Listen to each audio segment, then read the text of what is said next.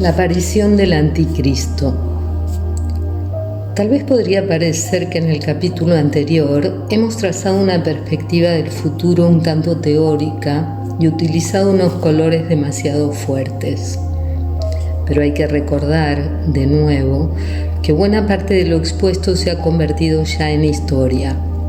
Todo lo que hemos presenciado, las orgías sangrientas, la locura destructora, fría y cínica, los homicidios y las secuelas de la guerra, todo esto solo puede comprenderse como el resultado de esporádicas intervenciones arimánicas en personas predispuestas para ello. Y sin embargo, puede estimarse que todo esto no constituye más que un preludio de ataques demoníacos todavía más fuertes, cuyo punto culminante será la aparición del Anticristo. La profecía de la venida del Anticristo ha sido tratada en general como un asunto de milagrería, dando lugar a no pocos y absurdos abusos. Un alma místicamente exaltada, propensa al sensacionalismo, puede en efecto dejarse embarcar a través de tales imaginaciones en una escalada de enfermizas y fantasiosas exageraciones. La historia del cristianismo ha conocido una gran abundancia de psicosis masivas, de carácter epidémico, provocadas por la supuesta llegada del Anticristo. Surgió además la tendencia a ver al esperado enemigo de Dios en una serie de fenómenos históricos que supusieron una amenaza para el cristianismo. Así, por ejemplo, la misteriosa alusión al número 666 en el Apocalipsis fue interpretada de una manera tal que pasó a ser identificado con Nerón. En épocas posteriores se ha repetido también, según la circunstancia histórica, el mismo cortocircuito mental y fueron tomados por el Anticristo los husitas, los reformadores o el Papa, o se le vio en el Imperio Turco, en Napoleón, en Hitler y en otros más.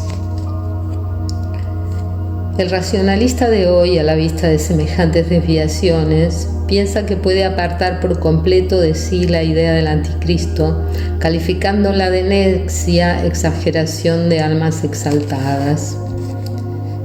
Pero ni la incredulidad ni la superstición constituyen una base apropiada para hacerse una idea objetiva acerca del futuro del cristianismo. Por ello, la interpretación incorrecta acerca de la esencia de la idea del Anticristo incurre ya en lo luciférico, ya en lo arimánico. Un alma saturada de exaltación luciférica hinchará la imagen del Anticristo hasta convertirla en una quimera al margen de toda crítica. Una mente dominada por el escepticismo arimánico caerá, por su incredulidad, en la ceguera espiritual.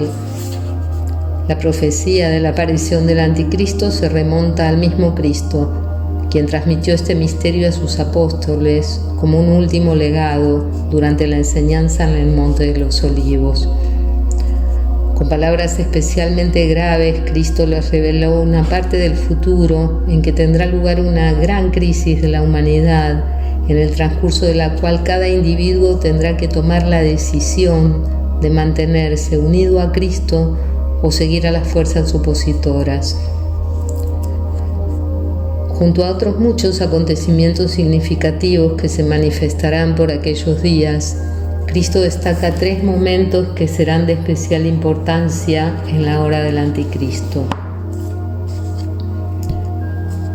La abominación de la desolación residirá en el lugar santo. Se presentarán algunos hombres usurpando el nombre de Cristo y aparecerán falsos profetas. La abominación de la desolación es una imagen apocalíptica que se encuentra en el profeta Daniel y a la que se refiere Cristo expresamente.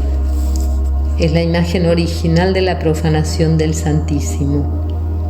El altar es profanado e indebidamente usado, de manera que serán adorados los demonios allí donde las alas del querubín en la imagen litúrgica revelan la presencia de ángeles de las más elevadas jerarquías.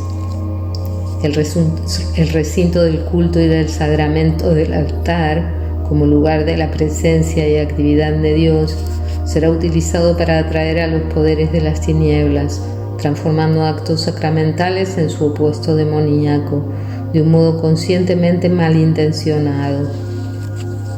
La abominación de la desolación es una forma gráfica de expresar el hecho de que los hombres sucumbirán en masa ante la magia negra.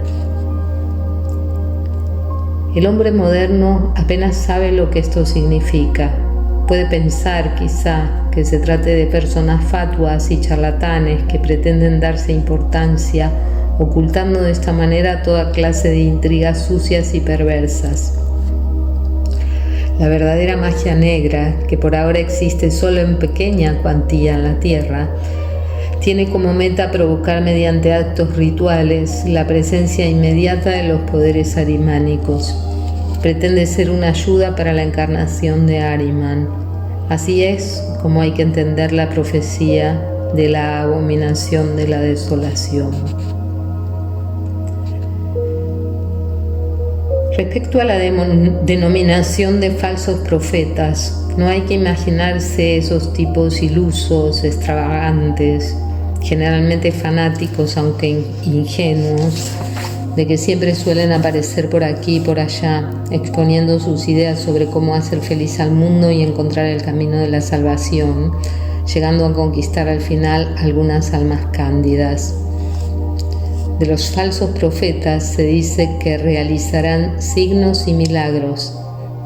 Habrá que imaginarlos como hombres de la máxima inteligencia arimánica y genialidad luciférica, dotados a su manera del don de la visión espiritual y que dispondrán de grandes poderes sobrenaturales. Sería erróneo suponer que limitarán su actuación al ámbito religioso. Tal vez convencerán, precisamente por manifestarse en el terreno político o económico, realizando en ellos auténticos milagros de eficiencia. Esto les rodeará de un cierto carisma religioso, de forma que serán muchos los que no dudarán de su misión sublime. Determinados fenómenos bien conocidos en la vida actual pueden ser considerados como precursores de estos falsos profetas.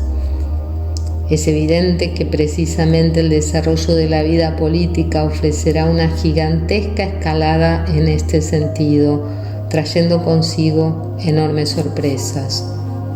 La gran dificultad en relación con estas personalidades dotadas de poderes sobrenaturales consistirá en que no se les podrá dejar de reconocer determinadas facultades eminentes. Sobre todo, no resulta fácil distinguir entre la genialidad luciférico-arimánica y la auténtica inspiración por el mundo divino. Justamente por tratarse aquí de trampas muy refinadas, añade el Evangelio que, por medio de tales señales y milagros, pueden ser seducidos incluso los elegidos, y les exhorta una y otra vez a ser prudentes y vigilantes. El máximo peligro estará en la aparición de personalidades que se harán pasar por Cristo mismo. Esta afirmación no puede ser interpretada a la ligera, como si se tratara de unos impostores o sujetos desequilibrados que, sufriendo de alucinaciones religiosas, afirmen ser Cristo. Personas semejantes han existido en todas las épocas sin que ello haya significado ningún peligro para la cristiandad. Es posible que lleguen también a tener sus seguidores en el futuro, pero en el fondo no pueden ser tomados en serio, ya que son fáciles de reconocer por su irrelevancia. Los falsos cristos a los que se refiere el Evangelio son de otra categoría. En ellos deberá darse algo muy especial como para lograr levantar dudas y tentar a cristianos auténticos, convencidos y de espíritu vigilante. En este punto solo puede tratarse de la aparición de hombres que, en razón de una fuerza espiritual extraordinaria, sean capaces de aparentar que algo divino habita en ellos. Tal posibilidad no se daría de ninguna manera si el hombre en cuestión dependiese únicamente de sus propias facultades humanas, por grandes que éstas fueran. El hecho solo se produce si previamente se ha llevado a cabo, como anteriormente quedó expuesto, una penetración de todo su ser por parte de los poderes arimánico-luciféricos.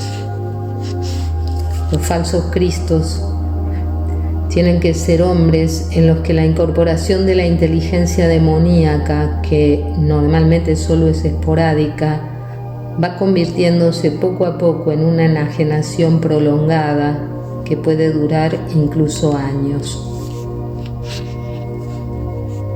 Habida cuenta de que Cristo habla de un gran número de estos falsos cristos, podemos suponer que estas manifestaciones deben ser valoradas solo como pasos preliminares, aunque ya muy acrecentados, eso sí, ante la verdadera aparición del Anticristo. A ello se refiere una parte de la primera epístola de San Juan 2,18. Hijos míos, es la última hora. Habéis oído que iba a venir un anticristo.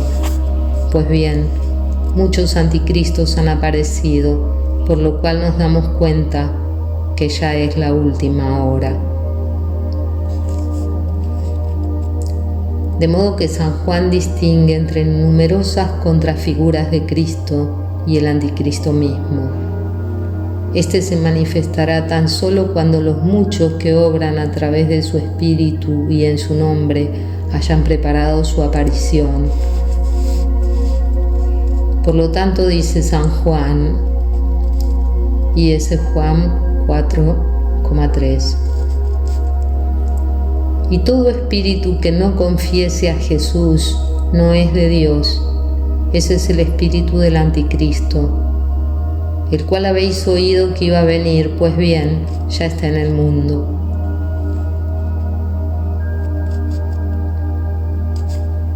En la segunda carta de San Pablo a los tesalonicenses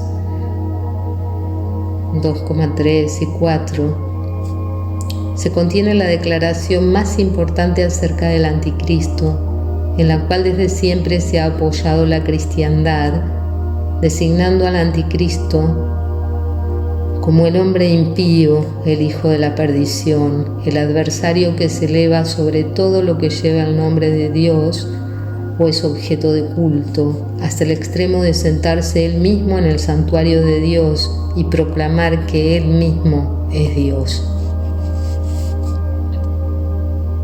San Pablo caracteriza estos acontecimientos como el misterio del mal, que ya se deja sentir, pero que todavía permanece oculto para ser revelado a su debido tiempo. Él anuncia que Satanás, Arimán, utilizará toda clase de engaños, señales y milagros para seducir a los hombres y que Dios enviará grandes mentiras a aquellas que no hayan aceptado el amor a la verdad.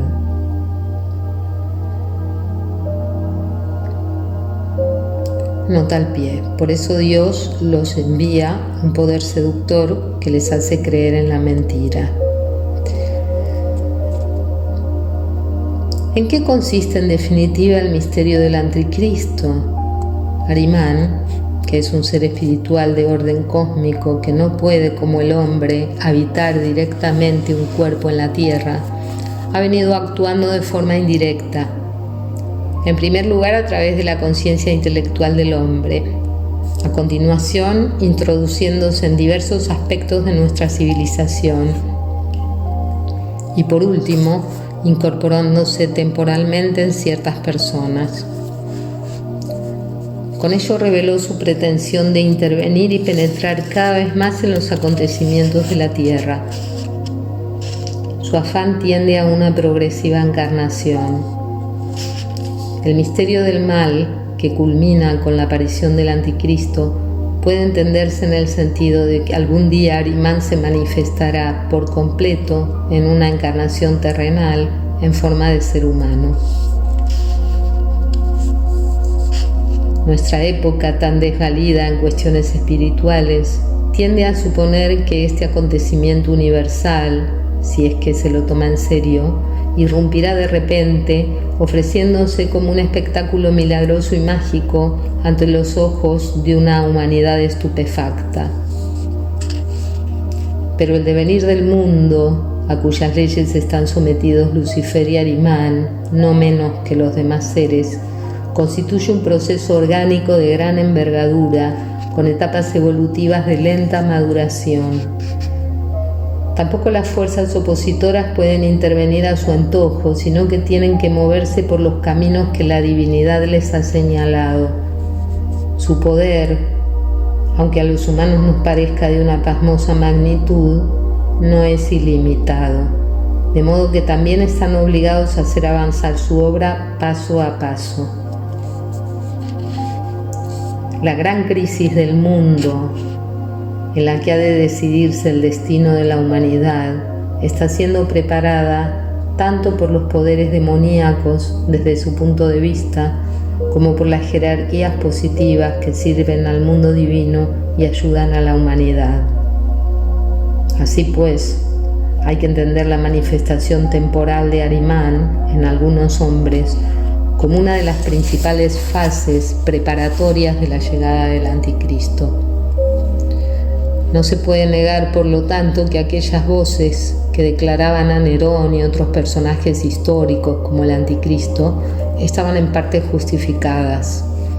Desde luego que ni Nerón ni los otros eran lo que se les suponía, ya que pese a su terrible obra destructora, fueron muy poca cosa, relativamente hablando, pero lo que sí es cierto es que se les podría considerar como precursores de aquellos otros hombres que se convierten en directos portavoces de Ahrimán, gracias a los cuales se va acrecentando, acercando paso a paso hacia su meta. Inspirados videntes como San Juan, autor del Apocalipsis, pudieron con visión profética enunciar este acontecimiento de forma que la humanidad no entrase ignorante y desprevenida en la mayor crisis de su devenir espiritual. Bien es verdad que no podrá eludirla, pero en buena medida tiene en sus propias manos el poder quitar su aguijón mortífero al asalto del Anticristo. Lo que más contribuiría a facilitar el éxito de los poderes antidivinos sería la falta total de previsión por parte de la humanidad.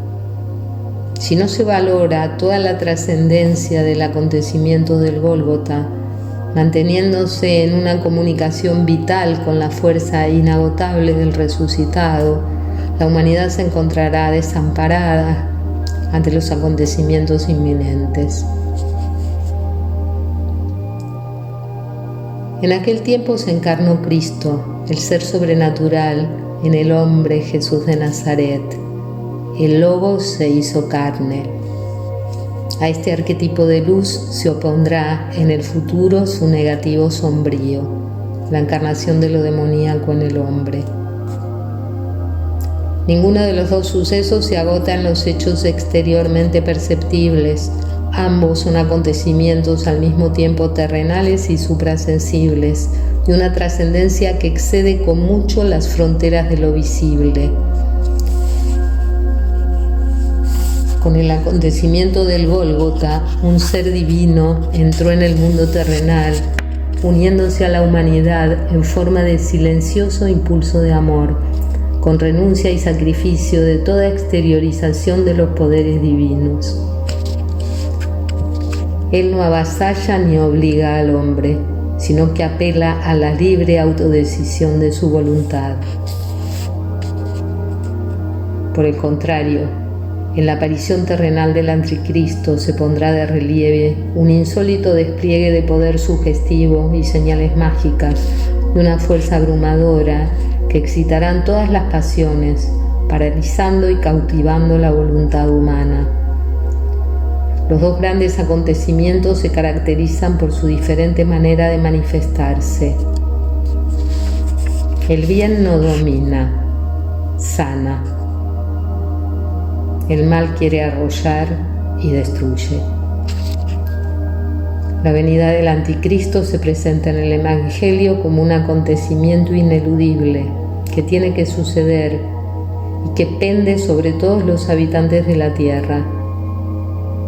Sin embargo, la manera en que el hombre acepte esta prueba es competencia de su libertad y queda ampliamente abierta la cuestión acerca de quiénes llegarán a superarla. Con palabras graves se amonesta a la humanidad a que haga todo lo que está en su mano para arrancar al suceso inevitable su bendición. Velad y orad. La conciencia alerta y la profunda veneración por lo divino son los dos instrumentos otorgados al hombre para transformar los ataques del mal en una victoria del bien.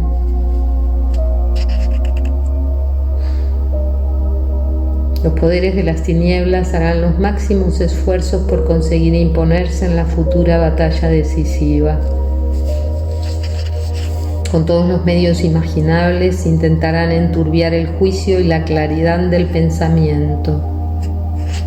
Especialmente y con toda la inteligencia sobrehumana de que disponen, tratarán de impedir que tanto su propia naturaleza como sus objetivos sean reconocidos. Porque una de las más poderosas armas del mal está en su capacidad de enmascaramiento. Es más, el mal solo puede alcanzar pleno poder allí donde impere a escondidas sin ser reconocido. Por ello los adversarios utilizan las más diversas máscaras y por ello también Ahrimán aparecerá bajo la figura de Cristo. Todas las tentativas anteriores de Ahrimán lograron efectividad gracias precisamente a haberse manifestado bajo algún disfraz, no pudiendo así en la mayoría de los casos ser reconocido. Si desde la oscuridad que las oculta las fuerzas opositoras son expuestas a la luz, pierden ya parte de su aguijón. La identificación del mal lleva implícito el principio de su superación. Si se le enfrenta con su propia imagen en el espejo de un pensar sagrado, tiene que retirarse. Según una expresión de Martin Mehein Schwarbach, a los demonios hay que erigirles monumentos, pero no como antes estatuas de veneración y adoración a los dioses, sino monumentos. Nota al pie, la palabra en alemán permite un juego de palabras.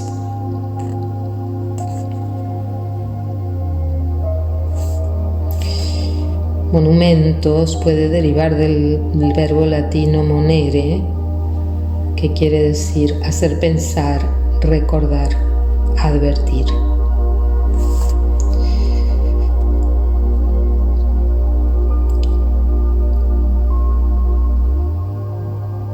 A los demonios hay que erigirles monumentos, pero no como antes estatuas de veneración y adoración a los dioses, sino monumentos del pensamiento, gracias al cual los demonios serán vencidos.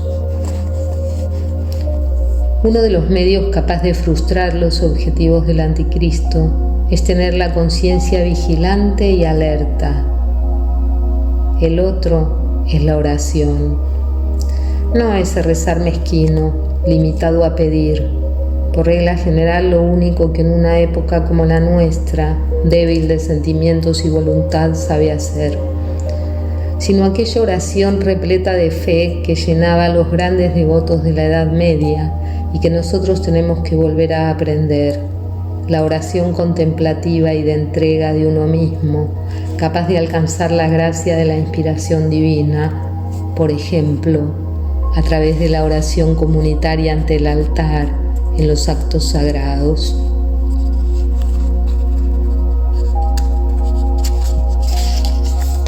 Si cada uno de nosotros aprende a entender y asumir esta tarea en toda su profundidad, que se haya expresada en las humildes palabras velad y orad, entonces podrá aportar su propia contribución para resistir el asalto del anticristo. Sin embargo, el hombre podría acobardarse y poner en duda que las fuerzas de su conciencia y de la oración sean suficientes ante la magnitud y el impacto del mal, ante el gigantesco despliegue actual de su poder, así como ante su revelación arquetípica en la aparición del anticristo. Cierto es que la sola visión del mal nos paralizaría y llenaría de desesperación si nos dejáramos cautivar exclusivamente por ella. Ajena en grado sumo a la realidad, frívola y peligrosa, sería la actitud de no querer ver los abismos de la existencia. Pero es igualmente verdad que no solo existen estos en el mundo. Frente al despliegue del mal, se da a sí mismo siempre un fortalecimiento del bien. En la misma medida en que se abren las puertas del infierno, también se abre el cielo, ya que a pesar de toda la diversidad de sus seres, el mundo natural es una unidad. Si los poderes de las tinieblas levantan su cabeza, es precisamente porque el mundo divino está próximo. Así como los demonios de hace 2000 años fueron los primeros en reconocer al Cristo y aumentaron su actividad a través de los poseídos, San Marcos 1, 2, 3.2, etc. Del mismo modo, cada revelación divina es precedida, como una oscura sombra, por una intensificación en el actuar del poder demoníaco. El inaudito aumento del mal en el presente y la aparición del anticristo pueden ser considerados como síntoma y prueba de la inminencia de una revelación especialmente gloriosa. La segunda venida de Cristo es el acontecimiento que proyecta su sombra en la figura del anticristo, porque Él no vendrá sin que antes venga la apostasía y se manifieste el hombre impío, el hijo de la perdición.